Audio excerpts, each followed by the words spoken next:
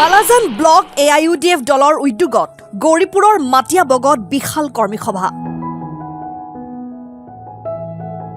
ধুবুৰী লোকসভা সমষ্টিৰ ৭ নং নৱগঠিত গৌৰীপুৰ বিধানসভা সমষ্টিৰ মাটিয়াবগত বালাজান ব্লক কমিটিৰ উদ্যোগত এখন বিশাল কৰ্মী সভা অনুষ্ঠিত হয়। কৰ্মী সভাখনত উপস্থিত থাকে বিধানসভা সমষ্টিখনৰ AIUDF দলৰ মনোনীত প্ৰাৰ্থী নিজামুৰ ৰহমান ওৰফে বাবলু আৰু ধুবুৰী জিলাৰ সাধাৰণ সম্পাদক ওমৰ আলী সাহাব, জিলা উপসভাপতি কমলউদ্দিন আহমেদ সাহাব আৰু কৰ্মীসকল। ভাৰতবৰ্ষ স্বাধীন হোৱাৰ পিছত গৌৰীপুৰ বিধানসভা সমষ্টিৰ পৰা কোনো এজন নেতাই 3বাৰ জিকিব পৰা নাই। এইবাৰ প্ৰথম 3বাৰ জিকাৰ পূৰ্ণ সম্ভাৱনা আছে এইগৰাকী নেতা নিজামুৰ ৰহমান ওৰফে বাবলু। কৰ্মী সভাখনত প্ৰায় 3000 নেতা কৰ্মী উপস্থিত থাকে। আমাৰ বালাজন যুৱ মৰ্চাৰ উদ্যোগত আৰু আমাৰ পেৰেণ্ট কমিটিৰ সহযোগত আজি আমাৰ এই মিটিংখন আজি উপস্থিত হৈছিল। যেহেতু সাংগঠনিক ৰিভিউ আমি লৈছোঁ, কোন জিপিত আমাৰ সাংগঠনিক এক্সটেণ্ট কি আছিল, মানে আমাৰ বুথ কমিটিবিলাক কি পৰ্যায় আছে, মহিলা কমিটি কি পৰ্যায়, যুৱ কমিটি কি পৰ্যায়, আমি সাংগঠনিক যিটো আমাৰ মানে মূল্যায়ন এইখিনি আজি ৰিভিউ লোৱা হ'ল।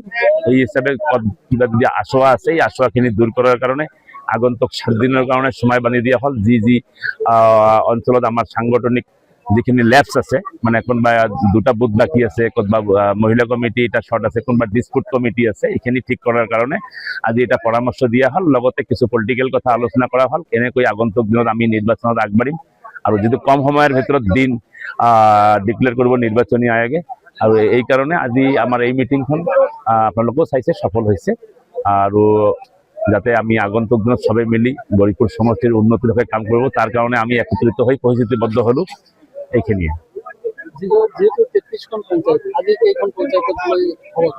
আমাৰ 12খন, আমাৰ যিটো সাংগঠনিক ব্লক 3খন আছিল, আমাৰ এখন আটানি আছিল, 10খন পঞ্চায়ত লৈ আটানি ব্লক, আৰু বালাজন আমি সাংগঠনিক ব্লক হিচাপে ইয়াত আমি 12খন, আৰু 11খন আছে আমাৰ কামাৰডাঙ্গা সেন্দুৰাই, টোটাল 33খন।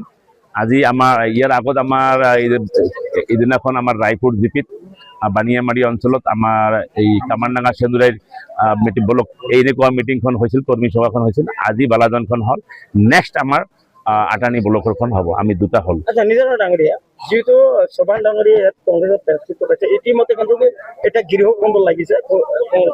আপনি কিমান বড় জিকিব বুলি ভাবিছে? আমি জিকাটো নিশ্চিত। নিশ্চয়কৈ আপুনি যদি কৈ আছে মই জিকা বুলি নিশ্চিত, আপোনাক মই ধন্যবাদ দিছোঁ। প্ৰথমতে ইহঁতৰ গৃহ কন্দল আজি নতুন নহয়, 1991ৰ পৰা যেতিয়ালৈকে মহিবুল হক সাহেব বিধায়ক আছিল তেতিয়াৰ পৰা গৌৰীপুৰ কংগ্ৰেছত এটা বিসম্বাদ আছিল, আপোনালোকে ভালকে জানে। ইয়াত বিভিন্ন নামে আখ্যায়িত হৈছিল বিগত সময়ত, হাতী কংগ্ৰেছ, ছাতি কংগ্ৰেছ, নাঙল কংগ্ৰেছ, কিছুমান কংগ্ৰেছী ইয়াত প্ৰফেচনেলি গোটেই বছৰ কংগ্ৰেছ কৰে, ঠিক ভোটৰ আগদিনাখন সিহঁতে কংগ্ৰেছত নাথাকে, ৰাতিৰ ভিতৰত 2টাকৈ কংগ্ৰেছ হৈ থাকে।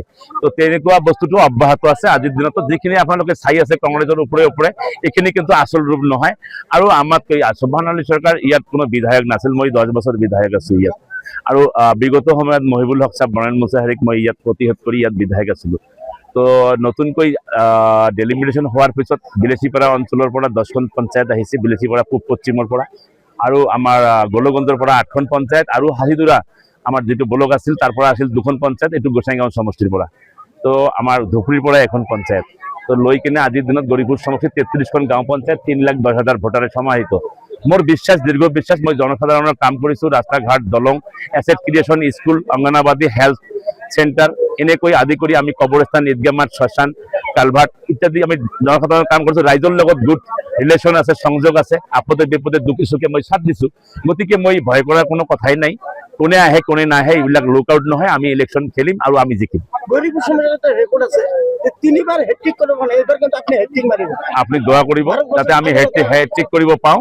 আৰু আপোনালোকে যদি ছাৰ্ভে কৰি ৰিপৰ্টটো চাওক, আজিৰ দিনত আমি বিজয় পথত গৈ আছোঁ। আমাৰ লগত প্ৰতিদ্বন্দ্বী বুলি ক'লে ভুল হ'ব, ডিফাৰেন্সটো বহুত হ'ব। আৰু এটা হয়তো এটা প্ৰশ্ন কৰি আছো, যি আছে মই জানা মতে এইটো চেণ্টাৰত অলৰেডি ডিচি ভিজিট কৰিছে।